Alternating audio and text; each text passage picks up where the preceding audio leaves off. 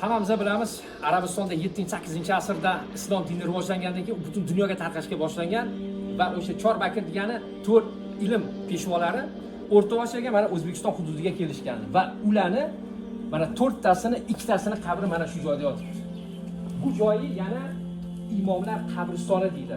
Mana shu 4 ilm peshvolarni butun avlodi mana shu yerda yotibdi. Bu yerda begona yo'q. Ular hammasini avlodlari bularni imomlar bo'lgan, avliyolar bo'lgan.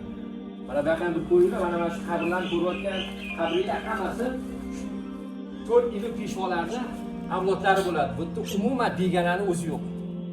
Mana shu kichkinagina joy original asl holda saqlanib qolgan joy ekan. Qolgan joylar mana ko'ryapsizlar. Unga oras mana bu tomonlar ham, bu tomonlar asl joylari bor va rekonstruksiya qilingan joylari bor. Mana ko'ryapsizlar. Mana bu tomonlarga bir qaranglar. Bu dargoh umuman boshqacha. O'zini fayzi bilan mana hammasi 16-17, 18-asr. Mana ko'rib turgan joylar hammasi qabr. Bu joyda qanday insonlar o'tgan, qanday ilm peshvolari o'tgan.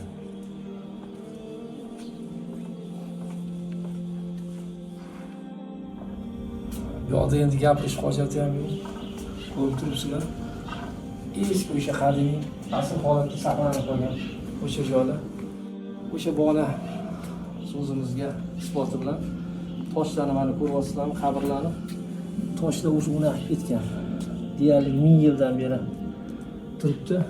Mana o'sha eski qabrlar.